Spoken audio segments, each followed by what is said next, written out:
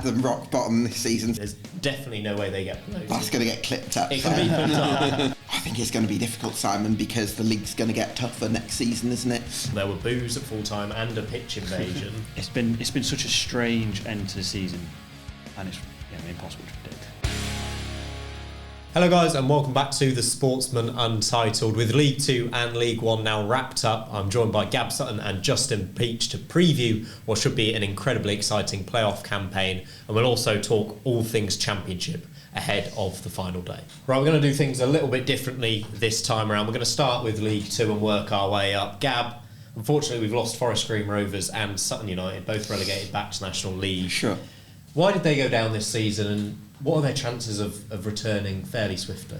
Well, I think to answer the second question, I think Forest Green Rovers, I'd imagine, will have one of the biggest budgets in the National League. Certainly now that Wrexham, Stockport, Notts County, Chesterfield are all out of the National League and gone, so they're out of the picture. So it's going to be a much more open league next season, I would imagine, and that's probably going to favour Forest Green with the budget that they're going to have. But I think in terms of relegation, Forest Green were obviously relegated from League 1 last season, and they tried to sort of overhaul the squad, but they couldn't really get rid of some of those players, so they ended up with a massive squad.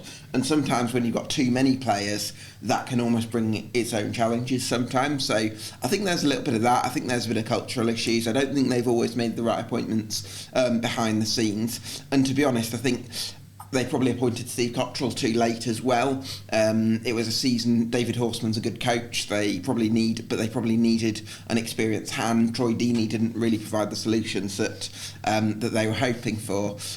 So I think it's been a tough couple of years for Forest Green Rovers. Sutton United obviously looking to rebuild more in the National League, but I imagine their expectations might be a bit more measured. Excellent stuff, and obviously Stockport, Wrexham and Mansfield up into League 1. It means we can now focus on the playoffs, which have been decided. We've got MK Dons versus Crawley and Doncaster versus Crewe in League 2.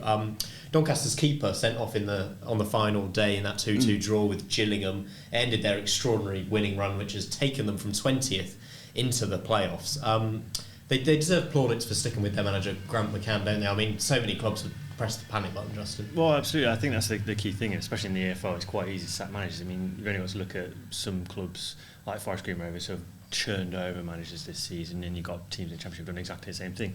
Teams go through it. So for Doncaster to stick with Grant McCann, keep hold of him, keep the faith, and that faith be rewarded with a playoff finish, despite the odds being against him, is remarkable. But he is a promotion winner himself. He knows how to win these types of fixtures. So I don't think there's a better man to be at the helm than him at the moment. They're in bang in form. MK Dons versus Crawley, the other semi-final. Crawley, probably the big overachievers this season. Do you agree, Gary? They were in everyone's bottom two, Simon. I had them rock bottom this season, so I'm sorry, Crawley. No, they've been absolutely unbelievable, haven't they? Scott Lindsay's done a fantastic job. I think he's got really good people skills. Whenever I've come across him, he's a really kind and caring person, which is not everything, of course. He's a really good coach as well, but that sort of thing's always a starting point, isn't it? And despite the loss of numerous key players, he's been able to develop a possession-based style, and he's got the best out of Danilo Orsi, who previous stints at League 2 didn't quite go as he might have hoped, but for Crawley he's been absolutely outstanding. So Crawley are certainly surprising people.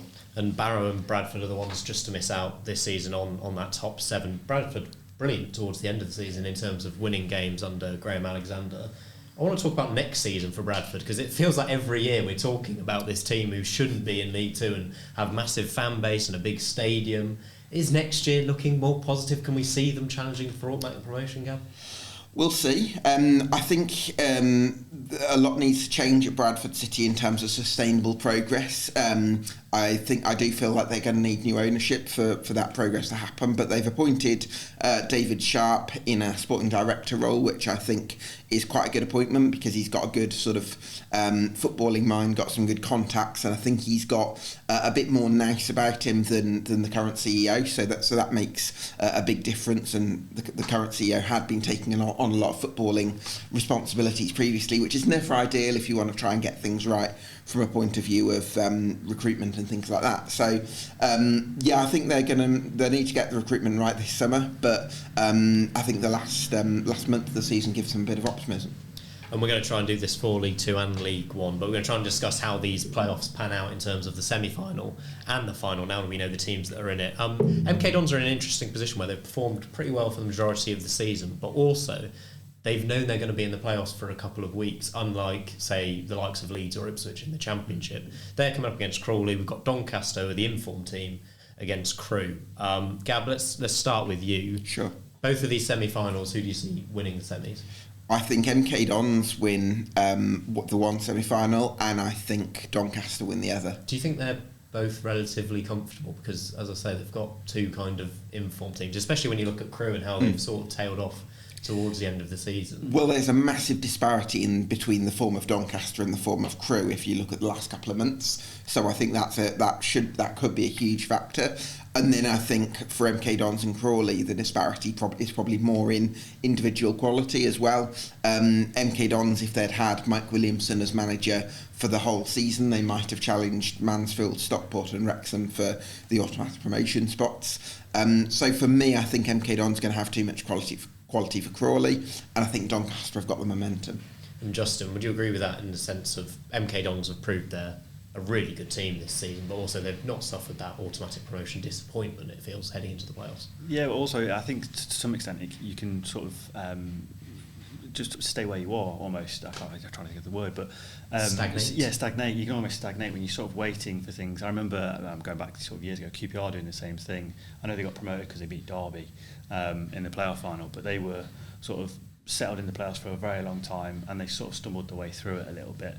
And I think that's the sort of thing that can happen. But again, I think in terms of the quality that MK Dons have, that should probably see them over the line, especially in the disparity that they've got. And obviously Mike Williamson doing the job that he's done since he came in from Gateshead.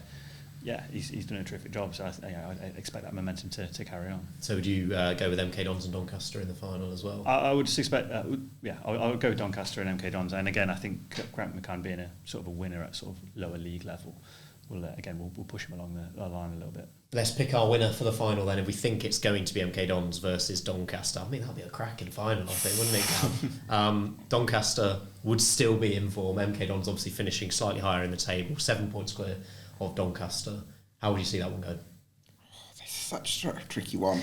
I'd probably edge towards Doncaster just because it was 10 wins, I think, on the spin, I think it was, for Doncaster. And that sort of form is just absolutely remarkable. I've never heard of a team going from 20th to the playoffs. 20th in March to the playoffs is just absolutely phenomenal. And that sort of form, I just can't ignore it. But it really could go either way, I think. And you, Justin? I don't know. I always get a little bit, with form like that, I always get a little bit sort of concerned that the momentum might slow a little bit at the wrong time, especially going into the playoffs when stakes are higher, games become a little bit more controlled as opposed to a little bit chaotic as the league games might be. So I think with MK Dons having the time to adapt to that mindset a bit quicker than Doncaster, i.e. not chasing that playoff place, I think that might suit MK Dons a little bit better.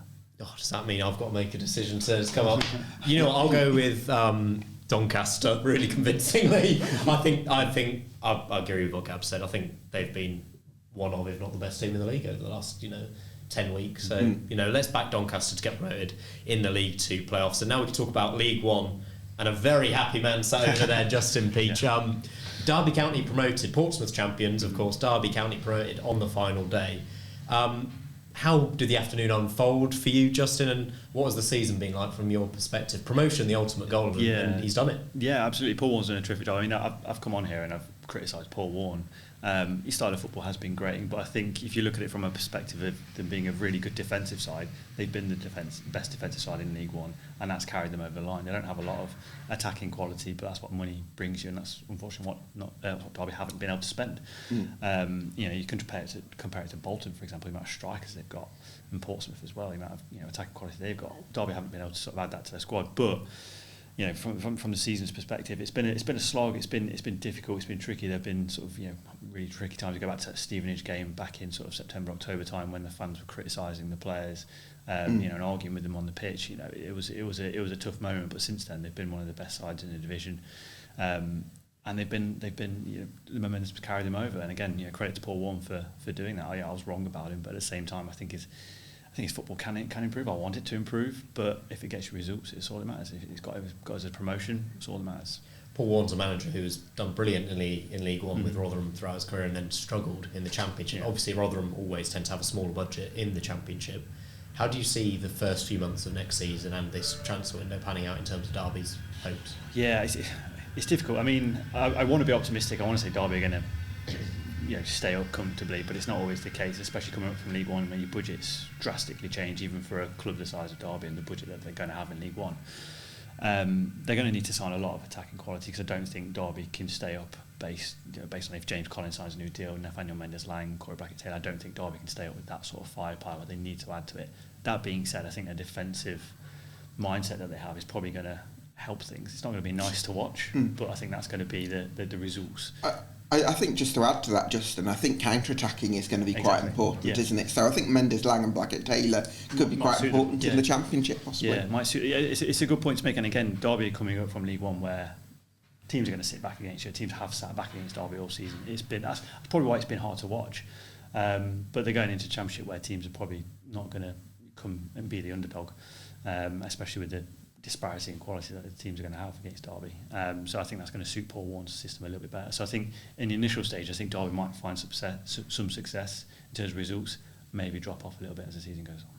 And a team I'm excited about, we'll go back to them, champions Portsmouth. John Mousinho, brilliant job there to turn that kind of club around and finally get them out of League One. It's been such a while now. How do you think they're going to fare in the Championship from this point of view? Because I'm quite excited about Fratton Park and the home atmosphere and the squad he's put together there. But we've seen this season with the likes of Sheffield Wednesday and Plymouth. Let's put Ipswich to one side. It's quite a step up, isn't it, Gab? Certainly is. One thing I've been really impressed with John Mousinho in his time as Portsmouth manager, bearing in mind he was player coach at Oxford 18 months ago, so it's an astonishing sort of turnaround for him. But I think his ability to reframe challenges as opportunities is something that's really stood out to me in his makeup as a manager. And I think that's going to be really key to what Portsmouth can do in the Championship. They're going to have to increase their budget, obviously, to either retain or replace the likes of Abu Kamara and Alex Robertson, who Robertson got injured for parts of the season, but was so crucial when he was fit. So I think there is going to need to be work on the squad. Hopefully the funds will be there for that. But I think they've got a really exciting young manager in John Mousinho, and I don't foresee them having much trouble. And let's quickly touch on the bottom of League One, because there was a little relegation battle on the final day. Burton stayed up, Cheltenham went down. Gab, your thoughts on both of them this season, and Burton hopefully looking to kind of drag themselves away from the relegation zone next season especially? I think it's going to be difficult, Simon, because the league's going to get tougher next season, isn't it? With you look at the resources of the clubs coming up, Stockport, Wrexham, Mansfield, all big budgeted clubs. If MK Dons came up, that would make the league even stronger. So I do think that it's going to be tough for Burton. I do think they're going to have a bit of a restructuring in terms of a bit more operational now. That sort of been an area that the club's kind of neglected a little bit in recent years. So yeah, I think that's going to be a real challenge next season. Obviously got to make a call on Martin Patterson, the manager, but listen, you've got to credit them for staying up, because it's really tough for a club of their size at this level, and they've done really well to stay up, and Max Crocombe in goal has been absolutely brilliant for them. And now we can talk about the playoffs, because the fixtures are decided. Bolton versus Barnsley. Barnsley-Bolton is on Friday night, the first of the playoff games. Peterborough take on Oxford on Saturday. Barnsley, with one of the weirdest ends to a season I think I've ever seen from a League One side. Obviously, they sacked Neil Collins. The final game ended in a draw. There were boos at full time and a pitch invasion. I don't understand what was going on. I've never seen that before. It's like, in my opinion, there's absolutely no way that they beat Bolton in this playoff two-legged tie. There's definitely no way they get promoted. That's going to get clipped up. It can be clipped up. I just don't see it. Justin, do you agree with me at all, or am I just saying something for the sake of saying it? Yeah, everything adds up against them. They've sacked their manager. Their form's been poor. I mean, since they beat Derby a couple of months back, they've been really, really bad. They had some heavy defeats on the way in. Obviously, sacked Neil Collins. There was a lot of almost fanfare. Him leaving the club, fans were obviously disappointed in his tenure. So And obviously, with the final day, mixed emotions, I guess, would be to describe it from a Barnsley perspective. Obviously, pitch invasion and booze is a bit of a strange one, but that's just League One for you. It's just football for you. But yeah, it's just a really strange scenario. Really 2 points from their final 6 games, 10 points from their last 12 games. That's almost relegation form, Gab. Yeah, I think there's kind of been sort of 3 portions of Barnsley's season. The first was where they looked really imbalanced at the start of the season and managed to get a few results just because of opposition teams coming up against poor opponents and being pretty good flat track bullies, getting my words right there. But they'd also looked a little bit imbalanced, a little bit disjointed, a bit reliant on individual quality. And then they had this middle third of the season when Luke O'Connell came back in December, and that made a real difference to them with his energy and ball progression qualities. But then since March, they've kind of reverted to type, and the form really has dropped off because they've not been able to sort of pinch points a little bit fortuitously like they were maybe earlier in the season. So, I've not been convinced by Barnsley. I think they've flattered to deceive a bit.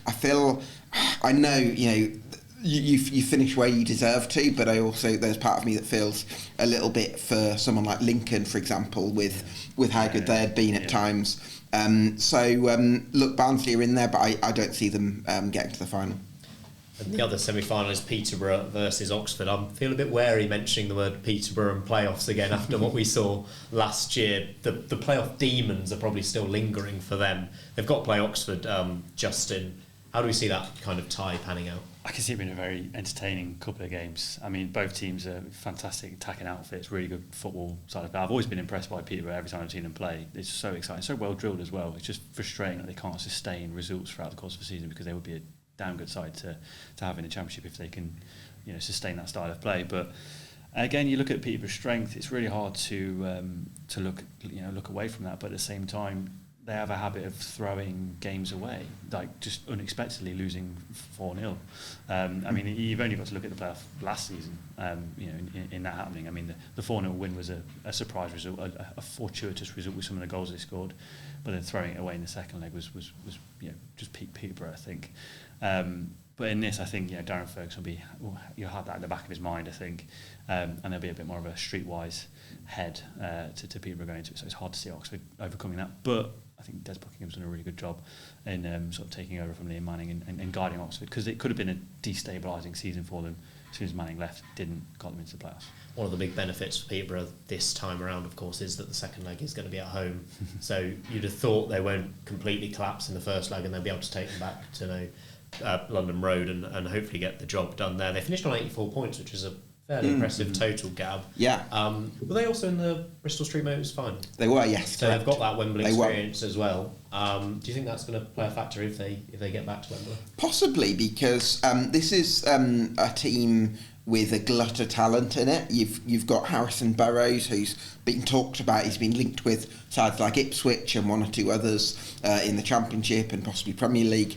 And then you've got Ephron Mason-Clark, who's already got the move to Coventry, who's been absolutely outstanding in that sort of inside forward role. Kwame Poku on the right is so creative. And then more recently, you've got Malik Mothersill, who's come into the reckoning up top, and he's provided something different as well. So I think Peterborough are a really exciting young side, and I think that experience of the playoff heartache last season, but also the victory at Wembley this year means they've got a little bit of more experience, and maybe that richness could help them in the playoffs. So let's try and decide how these semi-finals pan out and the final itself. I've already staked my claim that Bolton are going to batter Barnsley, so I'll go for Bolton and Peterborough to progress.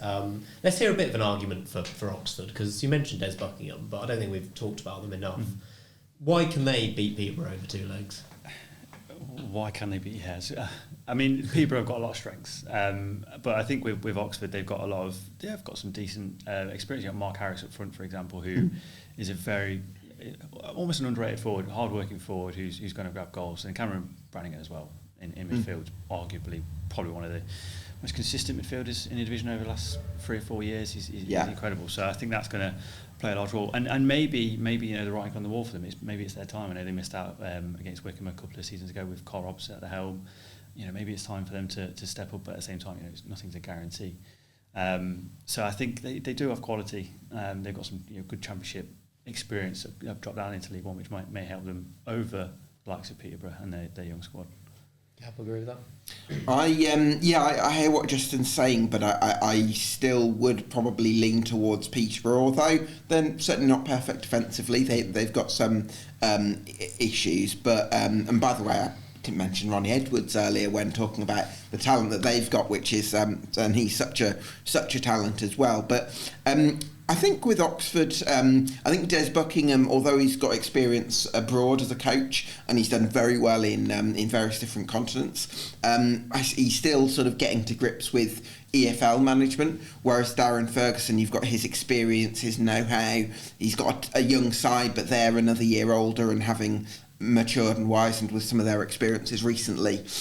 So for me, I probably would edge towards Peterborough in that semi-final. I personally think I have to agree with you, I think we're leaning towards a Bolton-Peterborough final. And if it is Bolton-Peterborough, how does it go? Justin, what are you starting with? It's hard to see Barnsley getting over the Bolton hurdle. That being said, adversity can play a large role in getting a team to a final. You're not ruling them out then? Not ruling them out. As I say, adversity plays a big role in football, and that might be a catalyst for them. But Bolton are a strong side, well drilled under Ian Evatt as well. So again, it's difficult to see. Logic tells you Bolton are going to get to that final. And again, with the experience that Bolton have from last season, and again this season, narrowly missing out on the automatics to a well budgeted Derby and Portsmouth side. I think it's a really monumental effort.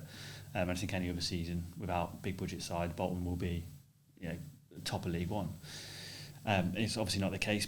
So that being said, Bolton v Peterborough in the final, you'd fancy Bolton, but at the same time, I just think Peterborough are so good going forwards on a one-off game. They just almost to a point where they're naive. But that naivety, I think, brings risk, and that risk in a final, I think will play a long way to a win. Interesting. I think I would probably go with Bolton to win. For me, I think they've just been so strong for much of the season. Obviously missed out on to Derby on the automatics, but for me it's Josh Sheehan in midfield, the way he controls and conducts. I think he's one of the best midfielders in League One, and I think he could show it in the playoffs. And they've got Aaron Collins as well, who's come into form at the right time after joining from Bristol Rovers in January.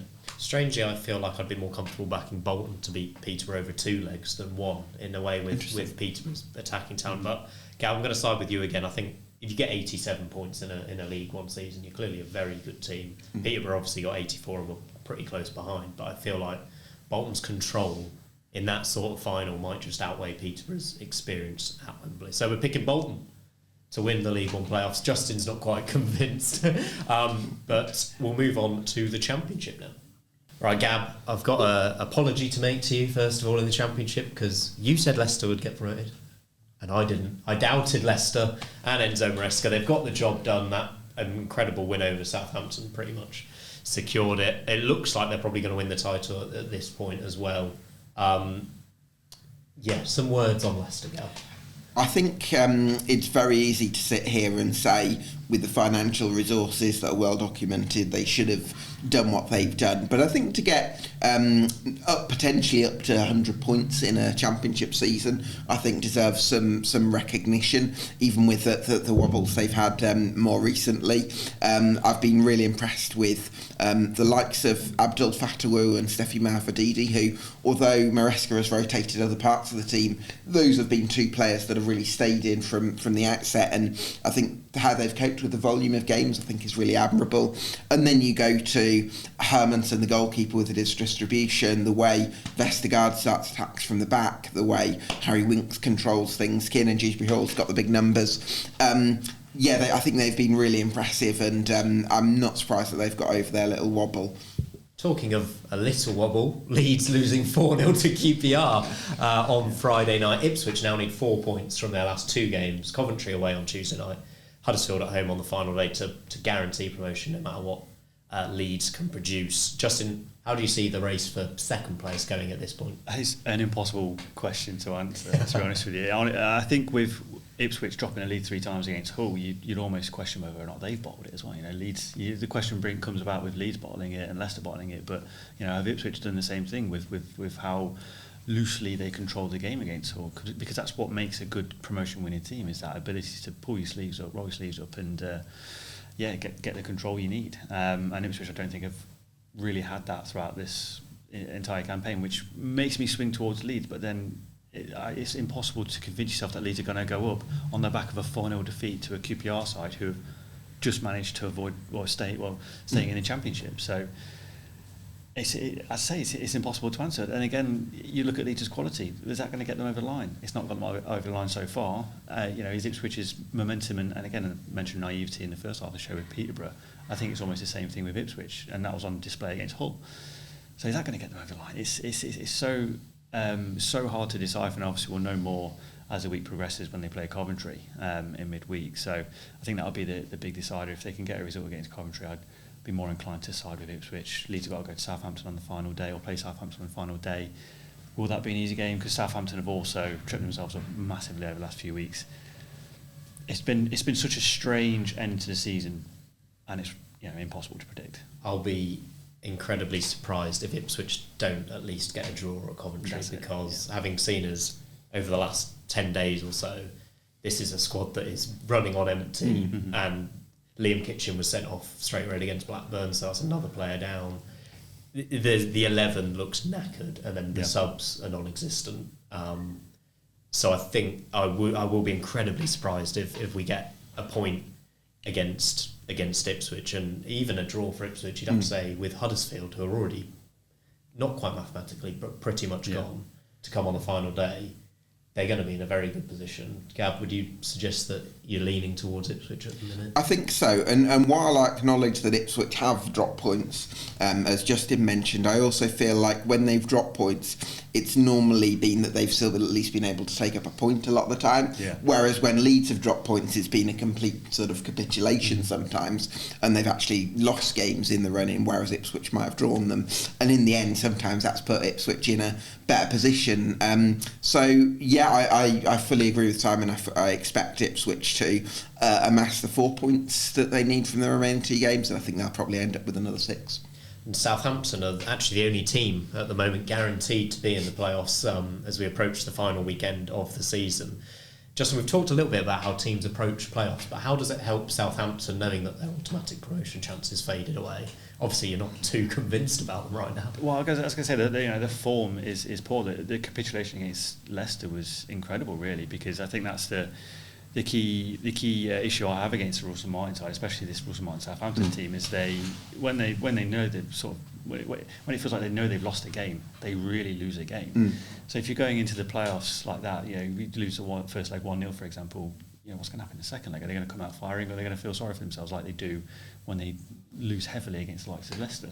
The question, I think it's a great point, and the question that I would pose towards Russ Martin is, whenever I think in interviews he's asked about some of the defensive issues about his teams, or certainly when I've seen it, I've not watched every single one of his interviews, but it feels like he can get very, ironically, very defensive about it, pun unintended, because I think he's very sort of tunnel visioned on, this is my process and this is how I want to play, and over the long run that's going to get results. But what I would believe in is you refine your process. You don't give up on the whole identity, but you try and look at bits that you can become stronger defensively in certain areas, and you're continually trying to improve. That's what Brentford did, by the way, when they went from being a really exciting, high-scoring side that was finishing 9th in the Championship every year. They suddenly became much more efficient over time under Thomas Frank. I don't know if Russ Martin's got that way of going about things in his locker, which is where I would question whether he can take Southampton to the big achievements. In terms of finishing in the top 6, we need to have a bit of a conversation about West Brom, who I think we were all fairly convinced about a few weeks ago. It now looks like they've come a bit unstuck. Hull can overhaul them on the final day. Obviously Norwich is still in the conversation, but it looks like their goal difference will be enough to see them finish in the top 6. What's gone wrong with West Brom? They're playing Preston at home on the final day. Hull have to travel to Plymouth, so 2 kind of tricky fixtures. Gab, let's start with you. West Brom was so defensively solid and tricky to play against, and now they seem to be struggling to get a run of points together. Yeah, I think that's been a challenge for them. I think there's kind of been a build-up of expectation. We've kind of... held them to quite high standards because of the work that Carlos Corberan's done.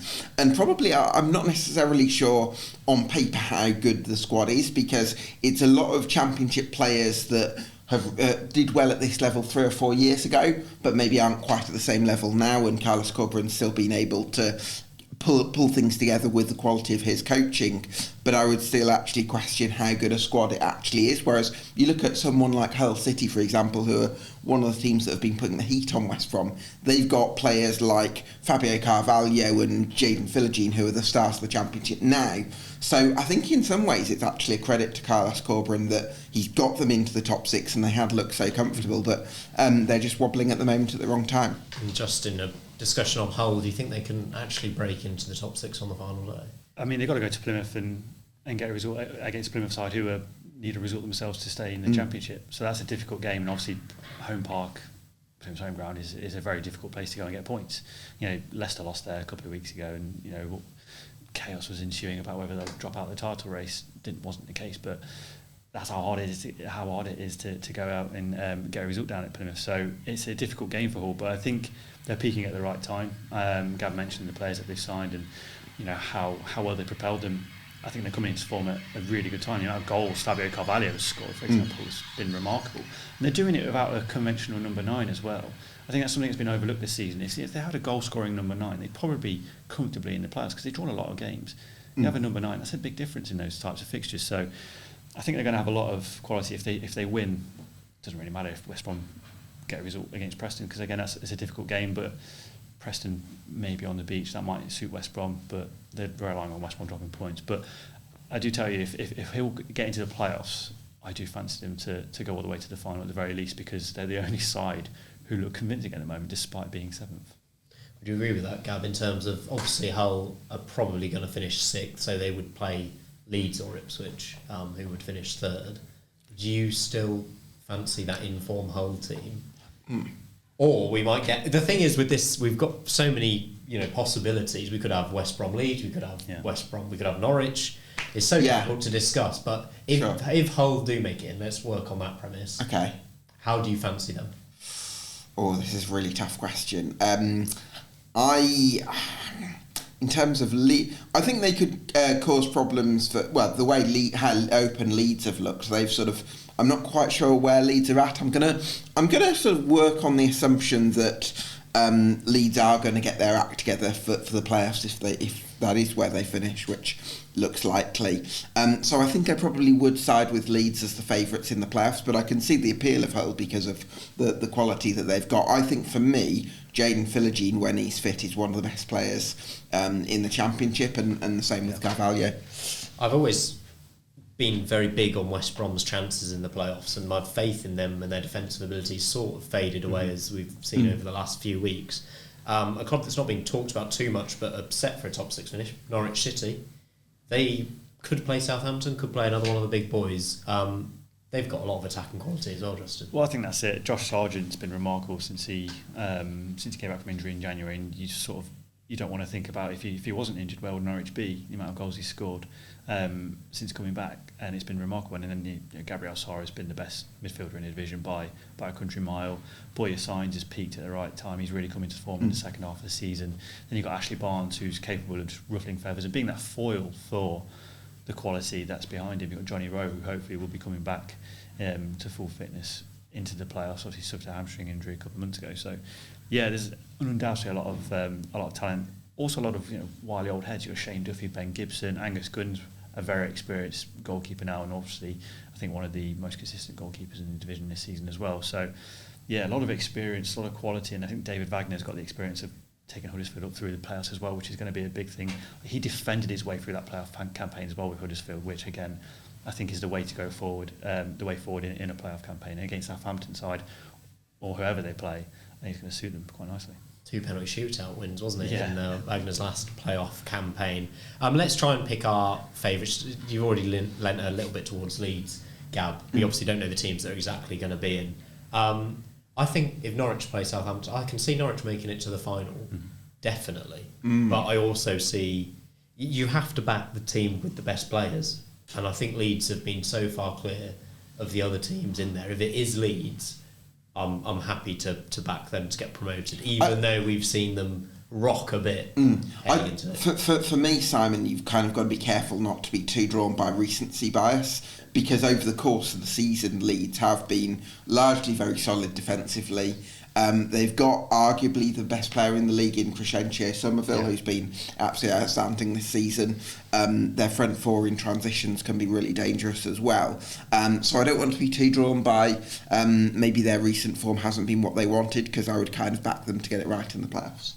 Justin, fancy Leeds, or potentially another name you'd want to kind of hang your hat on? You mentioned Hull a little bit. Yeah, I mean, if Hull get into the playoffs, I would have fancied them based on their momentum. You know, I go back to that Blackpool team of the 09-10 season. They snuck in on the final day, didn't they? And beat Forest, who were sort of knocking on the door of the automatics for a large portion of that season under Billy Davis. And then they beat Cardiff in the final, who were, again, under Dave Jones, were a really good outfit. So they sort of remind me of that team a little bit. And they've got that star quality who can, you know, win individual games on an individual basis, but they've got to get into the playoffs based on the teams that are in there. I do fancy Norwich under David Wagner. I'm a little bit uncomfortable throwing sort of my weight behind Leeds because of how, well, not well. You know, they really struggled to cope with the pressure of the automatic race. So you get into the playoffs where there's arguably more pressure on those games. It's really hard to see, you know, to back them. And Daniel Farke hasn't got the experience that David Wagner has, for example, of the playoff campaign. He's always got Norwich up through the automatic, so that's another argument in that section. Again, Russell Martin under at Southampton, not really defensively convincing, and I think the defence is a big thing in the playoff campaign. You've got to be structured. In Southampton's games, the first goal is going to be absolutely huge, because I would although as much as I do think there's defensive issues with Southampton when you get the ball into the box or when you get into those dangerous areas with them, I can also recognise situations where they look after the ball so well once they've gone ahead that it just feels impossible for the opposition to get hold of the ball, and then when they do get hold of it, they're just out of huff by that point anyway. So I do think that if Southampton can score first in their playoff games, then that gives them a great chance as well. A lot of excitement at the top end of the table. We'll know who are in the playoffs by this time next week. We'll also know who's going down to League One, because the relegation battle took another twist and turn this weekend. Slightly nervous and sad. Gab Sutton here. Birmingham City drew 1-1 with Huddersfield. Seemed to send Huddersfield all but down. I think we can rule them out. Probably going to be playing League One football next season. Yeah. Birmingham host Norwich on the final day, Gab. How worried are you right now? Well, I think in terms of the bigger picture, first of all, relegation this season is not as bad as it would have been as relegation in previous campaigns, because the ownership regime means we've got the finances, and I think the club's in better hands than it has been previously. So relegation wouldn't be the end of the world in terms of the big picture. Obviously, it's always horrible for any club to go down. I think in terms of the situation, in terms of the here and now, I feel like Blues do tend to do quite well in those big final home game days. So when we were in relegation battles previously, we've beaten Huddersfield on the penultimate game. We've beaten Fulham when they were playing to go up on the last game of the season. So St Andrews will be a full house, and I do think that's going to make a difference, combined with the fact that I think Norwich are pretty safe for the playoffs as well. So yeah, I would actually edge towards Blues maybe beating Norwich on the final home game, but then it depends on results elsewhere, doesn't it? We've also got the David Wagner factor of, I think with Huddersfield, didn't he get criticised for making a wholesale changes on the final day when his team were preparing for that campaign? So that's also something to consider. Plymouth are the team within striking distance. We've mentioned they host Hull. I'm a bit concerned for Plymouth heading into this final day, especially when you consider they've conceded 70 goals this season and they're coming up against that Hull City attack. Justin, how do you feel about Plymouth heading into the final day? Nervous. I mean, it's quite frustrating because they were sitting so pretty under Steven Schumacher, and it goes to show what decision making at the top of the the ballroom can do to a football club. You only got to look at Birmingham, for example, as a key variable there. But I think with Ian Fawcett, it was one of those things that didn't work out.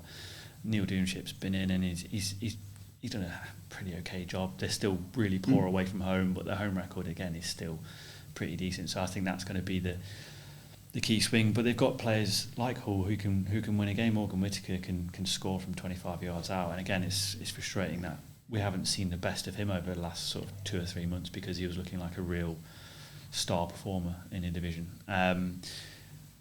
But again, with Hull City needing what they need, with the quality that they've got, and Liam Rosenior, almost gritting his teeth a little bit now, it's really hard to see Plymouth getting a result, to be honest with you.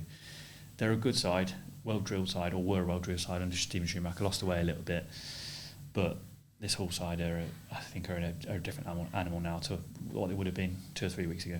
And we've got 2 other teams still mathematically in the mix, Blackburn and Sheffield Wednesday, both on 50 points. Sheffield Wednesday travel to Sunderland and Blackburn have to go to Leicester.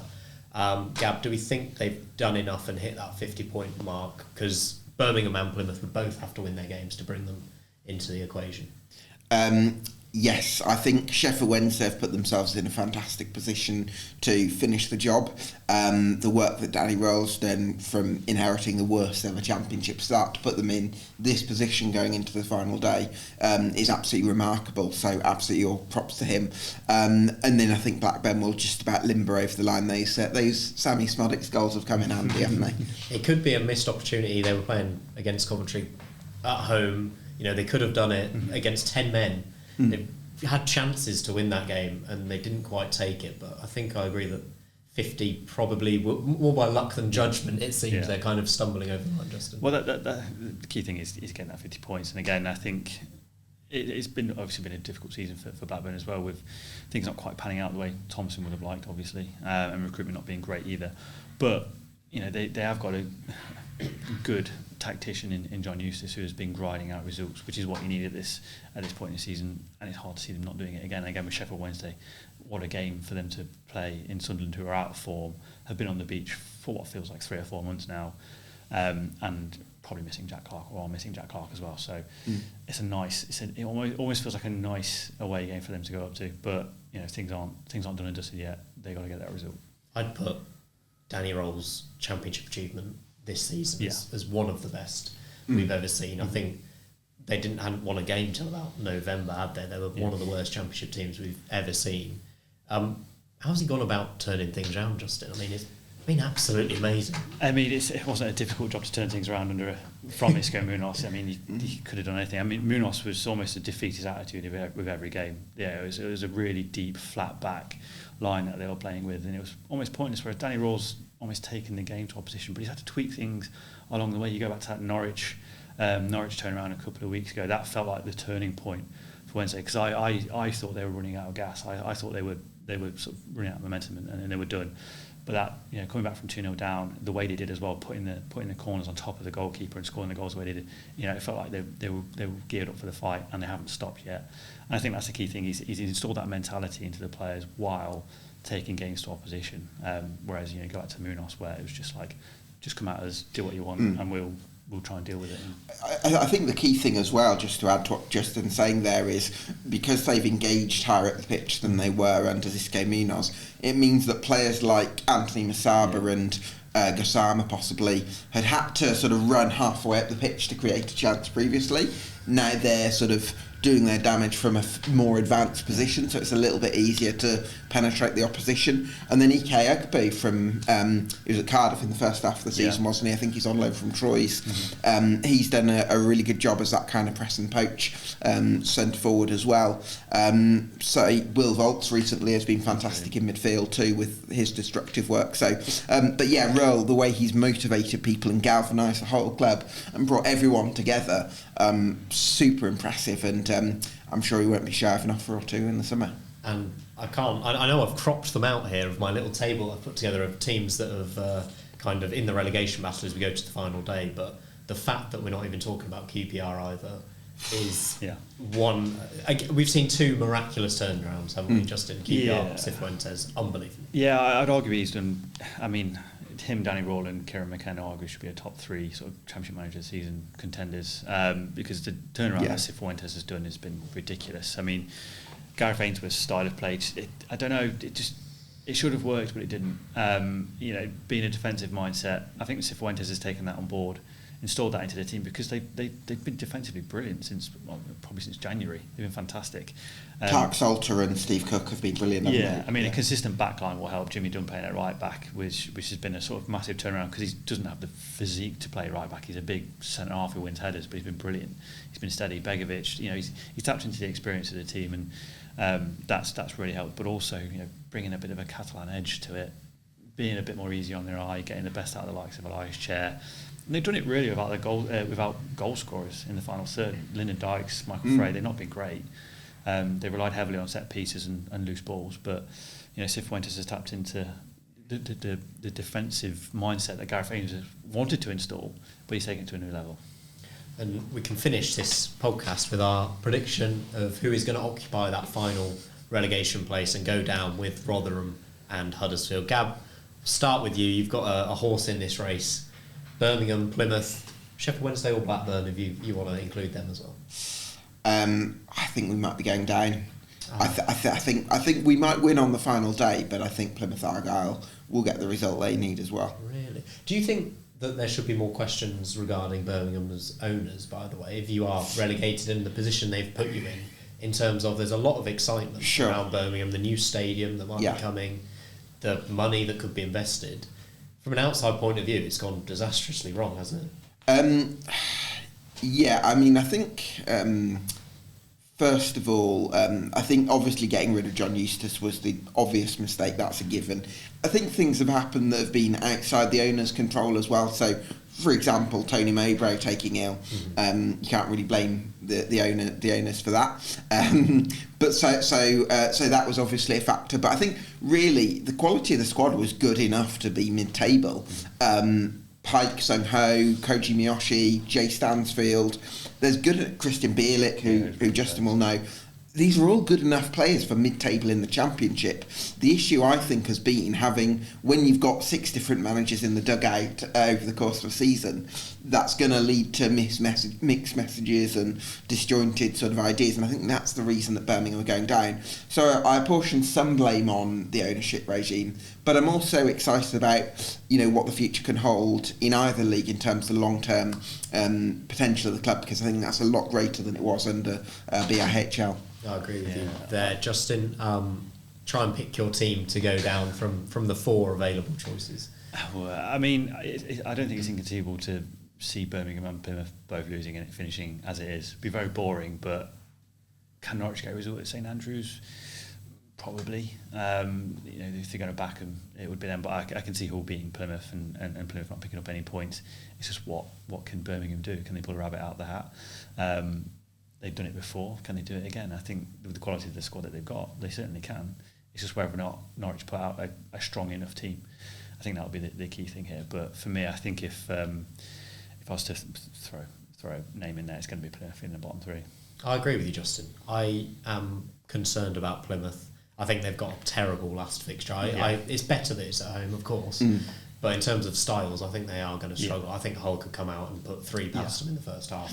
I think you'd rather play Norwich on the final day than play Hull, because Norwich are in a quite comfortable position, whereas Hull have got to win. And if Hull had no chance of finishing in the playoffs, again, I'd probably back Plymouth. But they're going to be in a different beast with a different mindset going into that game. They're going to win as well. Yeah. They can't settle for a draw. I also think we saw Birmingham at St Andrews sold out at Coventry 3-0. It was one of the better performances this season. I feel like it's going to be a similar sort of atmosphere. You really need to go and win this game. Yeah. I think I can see Birmingham getting a narrow win and Norwich not being that bothered about it. And I can see Plymouth losing heavily at home. So I'm going to pick Plymouth to go down. Gab, I wish you the best of luck, mate. I really do. You might be on the pitch at St Andrews at full time. We'll have to see what the celebrations are like. But thank you very much for both joining me. And make sure you don't miss what's going to be a crazy final day in the Championship, because it's going to be full of entertainment and drama. We'll see you next time on the Sportsman Untitled.